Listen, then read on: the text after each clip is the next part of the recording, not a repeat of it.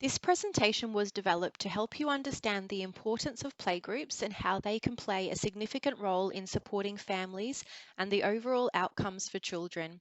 The information will focus on characteristic 5 in the Quality Practice Framework for School-Based Playgroups. First, I'd like to begin by acknowledging the traditional owners of the land on which we meet today. We pay our respects to the elders, past, present, and emerging, as they are the holders of the memories, the traditions, the culture, and the spiritual well-being of the Aboriginal and Torres Strait Islander peoples across the nation. In spirit of reconciliation, partnership, and mutual respect, we will continue to work together with the Aboriginal and Torres Strait Islanders peoples to shape the well-being of families and children, which responds to the needs and aspirations of the community. Today, we are going to explore developing your knowledge and understanding of characteristic 5 of the Quality Practice Framework for School-Based Playgroups and developing your knowledge and understanding of the focus areas of development.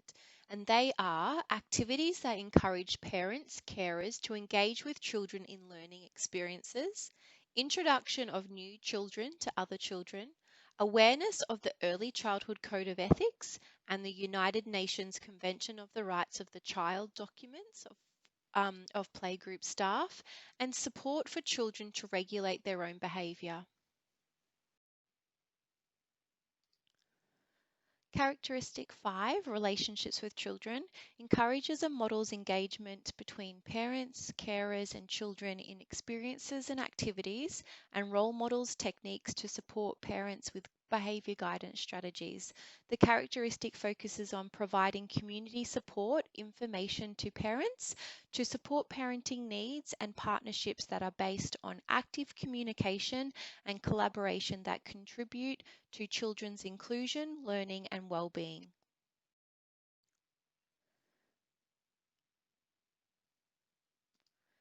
Now we'll move on to the framework. So the quality practice domain column looks at the outcome, which is we're focusing on number 5, which was relationships with children. Then it moves on to the next column, which is focus areas of development. Then the level of quality. So the first one is not considered quality. Then we move on to considering quality, developing quality, and then embedding quality, which is the high quality column. So 5.1 is activities that encourage parents to engage with children in learning experiences. So the embedding quality, the high quality column, is all activities encourage and role model engagement between parents and children in learning experiences and activities. Then 5.2 is introduction of new children to other children. So embedding quality looks at assistance is consistently provided with the introduction of newly attending children to other children. That's really important to help other children get that sense of belonging, like they belong within the playgroup, so they can, learn to make friends and become familiar with the other children. Then 5.3 is awareness of the Early Childhood Code of Ethics and United Nations Convention on the Rights of the Child documents of playgroup staff. So embedding quality is there is an awareness of the Early Childhood Code of Ethics and the United Nations Convention on the Rights of the Child documents of playgroup staff, and this is consistently used to guide and support high quality interactions with children and families. So high quality, you should expect to see a copy of the the Early Childhood Australia Code of Ethics is available. There should be a copy of the United Nations Conventions of the Rights of the Child available. And they should be familiar with the document. The facilitators should be able to refer to different parts of those documents. The next one is 5.4, which looks at support for children to regulate their own behaviour. So embedding quality is children are supported to regulate their own behaviour, and staff role model behaviour guidance strategies, providing community support information to parents to support their parenting needs. So, some examples of this would be that facilitators support children when they are trying to negotiate and resolve conflicts with others. Children were acknowledged when they made positive choices in managing their own behaviour. Facilitators role modeled positive interactions with children by using positive language, gestures, facial expressions, and tone of voice when discussing behaviour with children. Children should be encouraged to make their own choices. Spaces, resources, and routines are arranged to minimize times when children are likely to be experiencing stress or frustration. And also, facilitators should provide community support information to parents to support their parenting needs. So, you might have a display with lots of different pamphlets on different community supports that are available within that community. So, the Convention on the Rights of the Child, a little information just about the backgrounds of this document. So, 30 years ago, world leaders made historic commitment to the world's children by adopting the United Nations Convention of the Rights of the Child, and it's an international agreement on childhood. It's become the most widely ratified human rights treaty in history and has helped transform children's lives around the world. But still, not every child gets to enjoy, obviously, a full childhood. Still, too many childhoods are cut short. However, this document is to guide countries in, child protection and the rights of the child. It is up to our generation to demand that leaders from government, business, and communities fulfill their commitments and take action for child rights now, once, and for all. They must commit to making sure every child has every right. So, this document helps support, like I was saying, those rights of every single child. Early Childhood Code of Ethics is designed especially for early childhood education and care environments.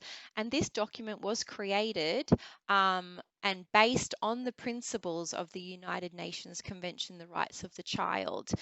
So the Early Childhood Code of Ethics reflects current pedagogical research and practice, providing a framework for reflection about ethical responsibilities of early childhood professionals who work or on behalf of children and families in early childhood settings. Next, we're just moving on to behaviour guidance.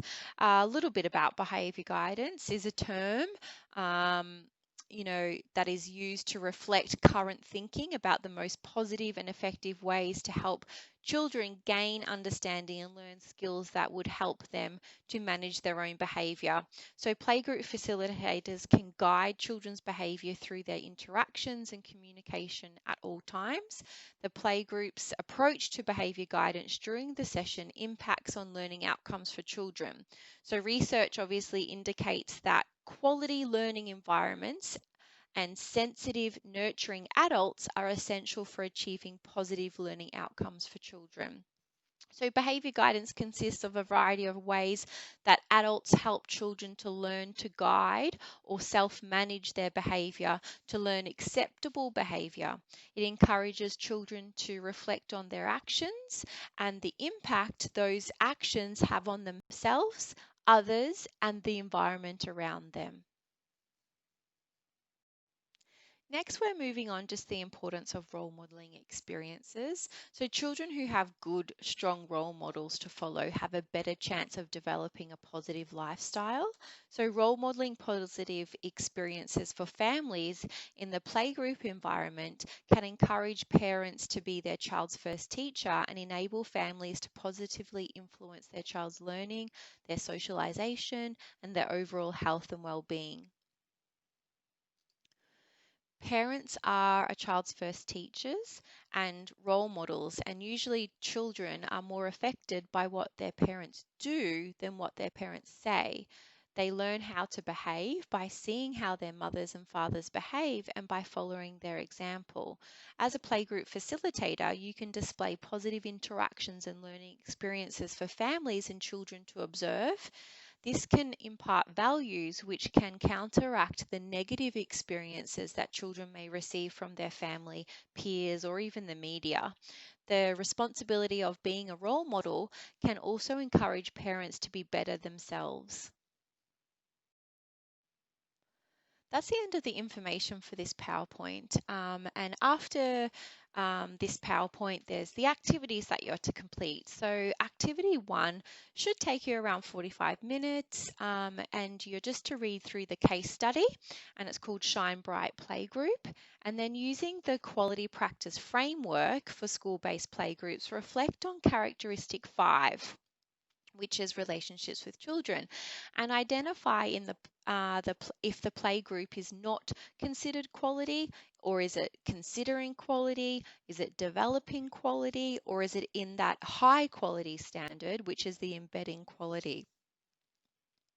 Use the self-reflection tool to document examples for characteristic 5. And then next, suggest ways that the playgroup can improve on those identified sections and record it in the quality improvement plan. I would like to thank you for joining me today, and please don't hesitate to contact me if you have any questions at all. My email address is just written there. And thank you for joining me today.